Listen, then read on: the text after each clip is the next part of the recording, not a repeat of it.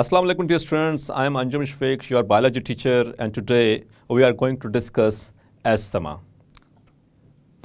So dear students, आप भी ये सोच रहे होंगे कि ब्रोंकाइटिस के बाद अस्थमा क्यों मैं डिस्कस कर रहा हूँ, हालांकि बुक में ब्रोंकाइटिस के बाद एम्फीसीमा का जिक्र है. सो डियर स्टूडेंट्स, ये just for the sake of comparison. क्योंकि ब्रोंकाइटिस भी इन्फ्लेमेशन है ब्रोंकाई और ब्रोंक्यूल्स की, जबकि अस्थमा भी इन्फ्लेमेशन है ब्रोंकाई और ब्रोंक्यूल्स की. सो इसको कंपैरेटिव स्टडी के लिए एतबार से मैंने ब्रोंकाइटिस के बाद आज आपको अस्थमा के हवाले से इंफॉर्मेशन दूंगा, उसके हवाले से हम इसकी स्टडी करेंगे. डियर स्टूडेंट्स, अस्थमा या आम लफ्ज़ों में हम इसको दमा एलर्जी के नाम से भी जानते हैं, और ये काफ़ी कम्प्लेक्स सिचुएशन बन चुकी है पाकिस्तान और इस जैसे तमाम डेवलपिंग कंट्रीज़ में भी, और इवन के डेवलप्ड कंट्रीज़ में भी ये एक बहुत बड़ा मसला हो चुका है. उसके पीछे रीज़न क्या है? रीज़न ये है कि वही that are the air pollution. Air pollutants वो हमारे एनवायरनमेंट में इस तरह से शामिल हो चुके हैं कि हम जहाँ मर्जी चले जाएं वो हमारे पीछे पीछे ही हैं. अब ज़िंदा रहना तो डियर स्टूडेंट सांस तो लेना ही है, तो सांस लेना है तो उसके अंदर वो किसी न किसी शक्ल में, किसी न किसी क्वांटिटी में, किसी न किसी कंसंट्रेशन में, थोड़े बहुत ही सही लेकिन थोड़े बहुत ही वो एयर पॉल्यूटेंट्स हमारे रेस्पिरेटरी सिस्टम में आ जाते हैं through inhalation. So dear students, इनसे बचना बहुत मुश्किल हो चुका है आजकल के एतबार से. सो डियर स्टूडेंट्स, आते हैं अब अस्थमा की तरफ. सो अस्थमा हम इसको डिफाइन इस तरह से करेंगे, स्टार्ट कहाँ से लेंगे? It is a form of allergy. It is a form of allergy. So dear students, allergy क्या चीज़ होती है? अब इसको पहले समझेंगे, फिर उसके बाद इसको हम आगे लेकर के चलेंगे. सो बेटा, एलर्जी ये ऐसा रिएक्शन होता है जो कि होगा सडन. जैसे ही कोई केमिकल जिससे हमारे एयरवेज या हमारा कोई भी स्ट्रक्चर सेंसिटिव होगा, जैसे ही वो हमारी बॉडी के अंदर एंटर होगा, सो सडन रिएक्शन होगा और उसकी वजह से फिर बहुत सीरियस सिचुएशन भी उसका सामना करना पड़ सकता है.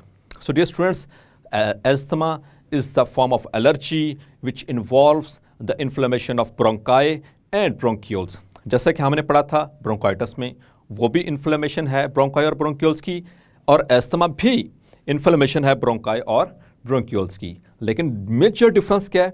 वहाँ पर जो मेजर रीज़न थी that were some viruses, some bacteria और some irritants, chemicals, tobacco smoke. लेकिन यहाँ पर जो कॉजेटिव एजेंट है, जो सबसे मेजर कल्प्रिट है अस्थमा के लिए, दैट आर द एलर्जेंस.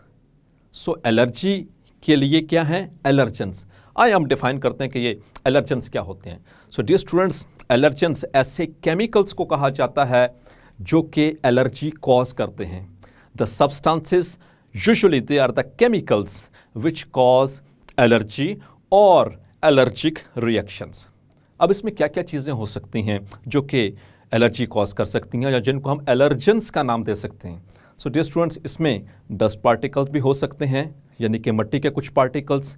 इसके अंदर डियर स्टूडेंट्स परफ्यूम्स भी हो सकती हैं. इसके अंदर डियर स्टूडेंट्स ये सिगरेट का धुआं भी हो सकता है. इसके अंदर डियर स्टूडेंट्स वो पॉलन ग्रेन्स जो कि दरख्तों से उड़कर आते हैं वो भी हो सकते हैं. इसके अलावा इवन के खाने की खुशबू भी कुछ लोगों के लिए वो साबित होती है as a allergen. So dear students, ये एलर्जन ये मेन कल्प्रिट है अस्थमा के लिए. अब इससे क्या किया जाए या इससे कैसे बचा जाए? सो डियर स्टूडेंट्स, इसका एक ही हल ये है कि हम कोशिश करें जिस चीज़ से हमें एलर्जी है, जो हमारा मेजर एलर्जन है, उससे अवॉइड किया जाए, उससे थोड़ा सा दूर रहा जाए.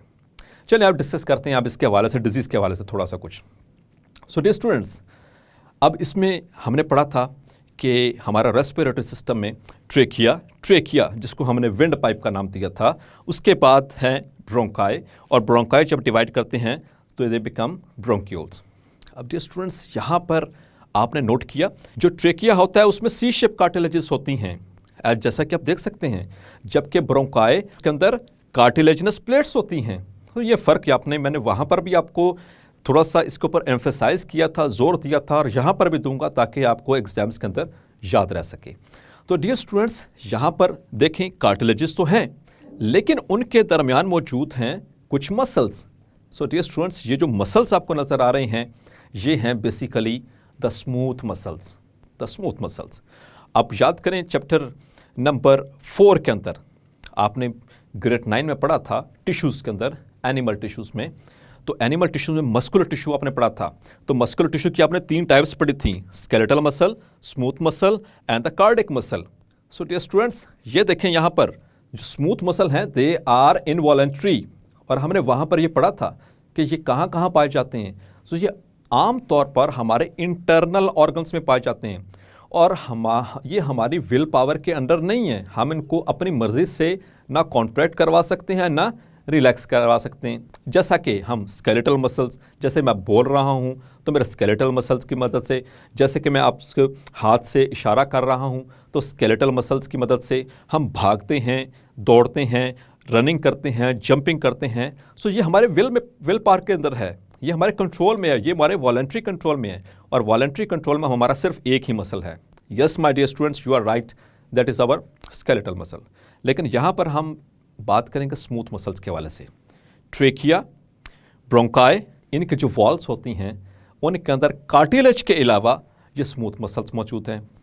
तो ये स्मूथ मसल्स बेटा ये सेंसिटिव हो जाते हैं, they become sensitive to this allergens. जैसा कि आप देख सकते हैं ये केमिकल एलर्जन जो जैसे ही हमारे सांस की नाली में क्या, so there is sudden constriction. जो एयरवे हमारा जिस केमिकल से एलर्जिक है, जो सेंसिटिव है, जैसे ही वो केमिकल हमारे रेस्पिरेटरी सिस्टम में गया तो उसमें फौरी तौर पर कंट्रैक्शन हो जाती है, involuntary contraction like this, that was the normal diameter. तो सडन कंट्रैक्शन, जैसा कि आपने वहाँ पर भी देखा, तो सडन कंट्रैक्शन हो जाती है। तो सडन कंट्रैक्शन होगी, ये तो हमारा एयर पैसेज वे है। एयर पैसेज वे अगर बंद हो जाए तो हम सांस नहीं ले सकते। That is very critical situation, it can cause serious complications. तो ये बेसिक आइडियोलॉजी है इसके पीछे, ये बेसिक कॉजेज़ हैं जो कि अस्थमा के पीछे होती हैं। तो कोई ना कोई शख्स वो डिफरेंट केमिकल से सेंसिटिव हो सकता है, जैसा कि हमने डिस्कस किया। कुछ लोग डस्ट से, कुछ लोग सिगरेट के धुएं से, कुछ लोग गाड़ियों के धुएं से, कुछ लोग खाना पकने की जो खुशबू होती है उनसे, इवन के कुछ लोग सर्फ सोडा से भी, उनके केमिकल की जो खुशबू होती है उससे भी एलर्जिक हो सकते हैं, परफ्यूम से हो सकते हैं, पॉलन से हो सकते हैं। सो माय डियर स्टूडेंट, जो भी एलर्जन होगा उस सेंसिटिव एयर पाथवे के हवाले से, जैसे ही वो एलर्जन किया फौरी तौर पर there is constriction. So broncho constriction हो जाएगी, हमारे ब्रोंक्यूल्स फौरी तौर पर सडनली उनका डायमीटर चेंज हो जाएगा, जैसा कि आप देख सकते हैं। लेकिन यहाँ पर फिर वो सिचुएशन क्रिएट होगी, डायमीटर तो कम हुआ ही हुआ, लेकिन डियर स्टूडेंट्स ब्रोंकाई के अंदर थे म्यूकस सेल्स। वो जो एलर्जन अंदर आया ना, उसने ना सिर्फ ब्रोंकाई को या ब्रोंक्यूल्स के डायमीटर को कम किया, स्मूथ मसल को सडन कंट्रैक्शन दी, कंस्ट्रिक्ट करवाया, साथ ही साथ में उन्होंने इरिटेट किया हमारे म्यूकस ग्लैंड्स को। तो म्यूकस ग्लैंड ने क्या किया, उनका तो एक ही काम है, that is they secrete mucus. पहले तो हमारी नालियां बंद हुई, नंबर 2 साथ में एक्सेसिव म्यूकस आ गया, तो ये सिचुएशन ज़रा कॉम्प्लिकेट हो गई। इस वजह से फिर हमें खांसी स्टार्ट हो जाएगी, जिससे हम आम तौर पर एस्थमेटिक कफ भी कहते हैं। ये इतनी स्वेर होती है कि बंदा खांस इतनी उसे सांस लेने तक की फुर्सत नहीं मिलती, और वो बेहाल हो सकता है खांस के, क्योंकि खांसते हुए हम बाहर को तो एक्सपेल कर रहे हैं लेकिन सांस अंदर सही तरह से नहीं जा रहा। तो जब सांस अंदर सही तरह से नहीं जा रहा तो ऑक्सीजन हमें नहीं मिल रही, हमारे रेस्पिरेटरी सिस्टम को नहीं मिल रही, तो पूरे बॉडी को कहाँ से मिलेगी, क्योंकि इसी ने सप्लाई कर रही है पूरे हमारे जिस्म को। So dear students, it is very dangerous, it is very critical situation. तो ऐसी सिचुएशन में बेटा फिर हमें क्या करना चाहिए, उसके हवाले से फिर मैं एंड पे डिस्कस करता हूँ। पहले आते हैं इनके सिम्टम्स में। कैसे पता चलेगा कि ये ब्रोंकाइटिस की खांसी है, ये कैसे पता चलेगा कि ये एस्थमेटिक पेशेंट की खांसी है, क्योंकि एयर पैसेज वे दोनों के अंदर एक ही इन्वॉल्व है, ब्रोंकाई एंड ब्रोंक्यूल्स। तो पहले डिस्कस करते हैं कफ को, चूँकि इसमें एक्सेसिव म्यूकस प्रोडक्शन हो रही है। ब्रोंकाइटिस में बेटा आमतौर पर होती है ड्राई कफ, यहाँ पर जो कफ होती है दैट इज़ प्रोडक्टिव कफ, ठीक है। यानी खांसी जब हम करेंगे तो उसके साथ बलगम भी आ सकती है, जैसा कि आप देख सकते हैं, और ये इतना स्वेयर अटैक होता है कि सांस लेना मुश्किल हो जाता है डियर स्टूडेंट्स। दूसरी बात आते हैं चूँकि ये आम तौर पर इन्फ्लेमेशन नहीं है, ठीक है, जैसे कि वो बैक्टीरिया की इन्फेक्शन नहीं है, ये इन्फेक्शन नहीं है, इन्फ्लेमेशन तो है लेकिन इन्फेक्शन नहीं है। तो फीवर के जो से मामलात हैं वो इस तरह से नहीं होंगे जैसे कि ब्रोंकाइटिस में थे। लेकिन यहाँ पर भी वीजिंग है।